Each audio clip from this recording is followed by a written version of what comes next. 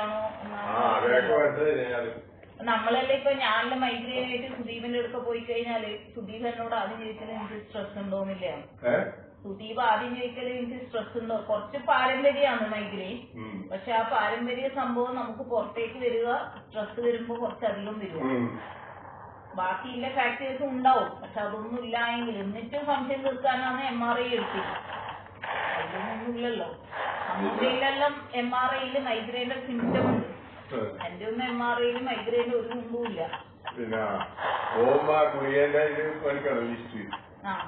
അതവർ തരും. Discharge card തരുമല്ലോ.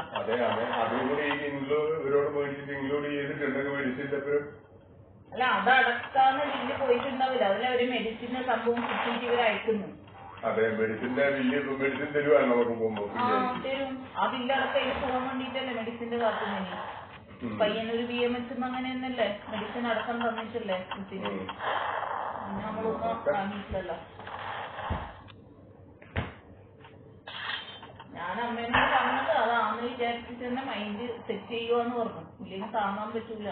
ഫുഡും അതിനനുസരിച്ച് കഴിച്ചിട്ട് ബോഡി ലെവലാക്കുക, മൈൻഡ് അതിനനുസരിച്ച് സെറ്റ് ചെയ്യുക. ഇനി ഇൻ കേസ് അല്ല എങ്കിൽ ലെക്ക്. പക്ഷെ ഒരു 80% സാധ്യതയുണ്ട്. അതെ അത് ഇപ്പൊ തന്നെ ചെയ്തിട്ടുണ്ടെങ്കിൽ വലിയൊരു പൈസ ലാഭം കിട്ടും. ശരിയെന്നെ. പക്ഷെ 25,000 കൂടെ അധികം കൊടുത്താലത് ഓക്കെ ആയിട്ടുണ്ടാവും. പക്ഷെ ഇവരെ വിഷയം എന്ന് വെച്ച് കഴിഞ്ഞാൽ ഇതില്ല എങ്കിൽ എന്തിനീ ഒരു സാധനം റിമൂവ് ചെയ്തു എന്നുള്ളൊരു ക്വസ്റ്റ്യൻ വരുമല്ലോ. അത് സത്യല്ലേ. റിമൂവ് ചെയ്തു നമ്മൾ തന്നെ ചിലപ്പോ ഇപ്പൊ ഏട്ടൻ വന്നിട്ട് ഏട്ടൻ ചോദിക്കാം. നമുക്ക് ഈ സംഭവം എല്ലാം അറിയാം. ചേട്ടൻ വന്നിട്ട് ചിലപ്പോ ഏട്ടൻ ചോദിക്കൂലേ എന്തിനു വേണ്ടാത്തൊരു സാധനം റിമൂവ് ചെയ്തേന്ന് ചോദിക്കൂലേ. ഇപ്പൊ ഇതുണ്ടെങ്കില് ഇപ്പൊ നമ്മൾ ഇവിടെയല്ല വേറെ എവിടെയോ ഹോസ്പിറ്റലിൽ ചൂസ് ചെയ്തെന്ന് വെച്ചാ അവിടെ പ്ലാസ്റ്റിക് സർജറി കൂടി ഉണ്ടോ എന്ന് ചോദിക്കണം. അല്ലെങ്കിൽ പിന്നെ അതിനായിട്ട് വേറെ ഇരിക്കപ്പോണ്ടേ. അല്ല അതിന്റെ ഹോസ്പിറ്റലിൽ പോയാൽ മതി. പൊതുവെ എല്ലാ ഹോസ്പിറ്റൽസിലും ഈ പ്ലാസ്റ്റിക് സർജറി സെഷൻ ഉണ്ട്.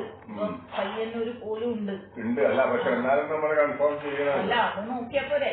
ഇതോടൊന്ന് കട്ട് ചെയ്യുകയാണെങ്കിൽ ഇവിടെ പ്ലാസ്റ്റിക് സർജറി സംവിധാനം ഉണ്ടോ നോക്കണ്ടേ.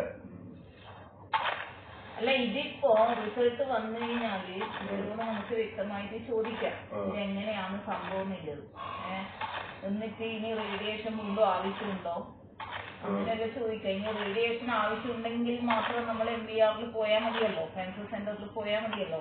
നോർമലി സർജറി മാത്രമാണെങ്കിൽ അല്ലെങ്കിൽ നമുക്ക് എന്ത് ചെയ്യാം ഇവിടെ കാണിച്ച് ഇവരെ ഒപ്പീനിയൻ എടുത്തിട്ട് MBRൽ പോയിട്ട് അവരെ ഒപ്പീനിയൻ എടുത്തിട്ട് നമുക്ക് ഡിസൈഡ് ചെയ്താൽ മതി. അല്ല നല്ലത്. ഒറ്റ സ്ഥലത്ത് നിൽക്കണ്ട. ഈ സംഭവം ഉണ്ടല്ലോ അമ്മ ആരെയും കുറ്റം കൊണ്ട് വരുന്നതല്ല. ജെനറ്റിക് എന്ന് പറഞ്ഞൊരു സംഭവം ഉണ്ട്. അത് ആ ഒരു ജീനിന്റെ സംഭവമാണ്. അത് നിങ്ങളെ വീട്ടിൽ 2 ഓൾറെഡി നടന്നു കഴിഞ്ഞു. അവർക്ക് വേറെ സ്ഥലത്ത് വന്നുകൊണ്ട് അവര് മരിച്ചുപോയി. നിങ്ങൾക്ക് ഇവിടെ വന്നുകൊണ്ട് നിങ്ങളെ ഭാഗ്യം അങ്ങനെ വിചാരിക്കുക. നിങ്ങൾ ഇത് റിമൂവ് ചെയ്ത് കഴിഞ്ഞാൽ സംഭവം ഓക്കെ മരിച്ചു പോവില്ല. ഈ സാധനം അങ്ങ് കളയാന്നേ ഉള്ളൂ. അത് നിങ്ങളെ ഭാഗ്യം. പിന്നെ നമ്മൾ കുറച്ചുകൂടി ഏർലി സ്റ്റേജിൽ കണ്ടതുകൊണ്ട് ഇതുണ്ടോന്നറിയില്ലേ. പക്ഷെ അവരെ റിപ്പോർട്ട് പ്രകാരം ഉണ്ട്. അതുകൊണ്ടാണ് ഞാൻ പറഞ്ഞത് മാനസികമായിട്ട്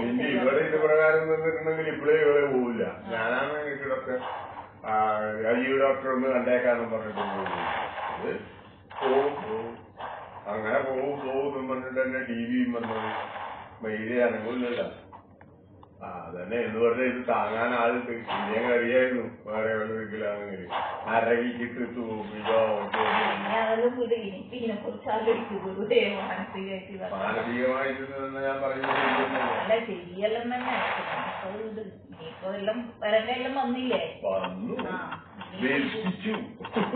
അതൊന്നല്ല. അതിൽ എന്നാ വിഷയം എന്ന് വെച്ച് കഴിഞ്ഞാൽ നമുക്ക് ആ സംഭവം വന്നേരം ബോഡി ഇൻഫെക്ഷനാണ്.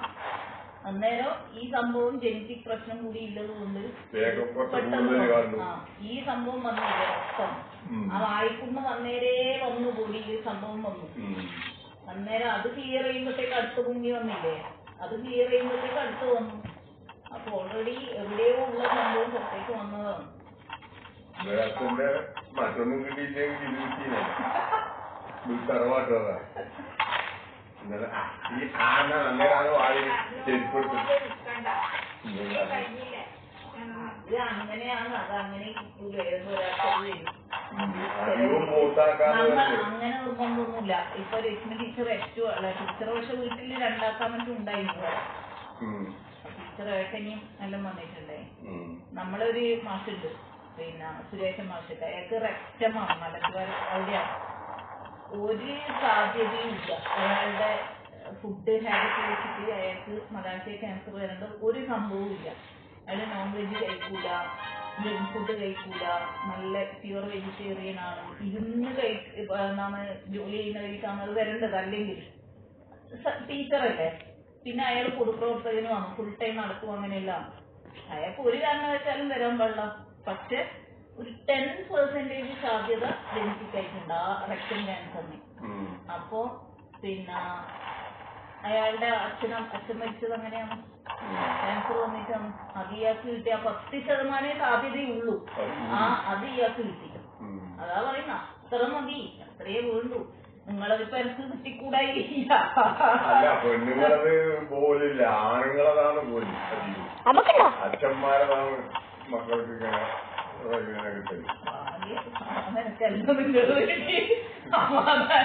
അമ്മക്കും കിട്ടിയിട്ടില്ല. അല്ല ബാക്കി അപ്പൻ്റെതെല്ലാം കിട്ടിയതുകൊണ്ട് ഞാൻ നേരത്തെ അതാ വിചാരിച്ചത്, ഇന്നത്തെ ഒന്നും കിട്ടാതെ കിട്ടേന്നില്ല. അമ്മക്കാ തടി വെച്ചപ്പോ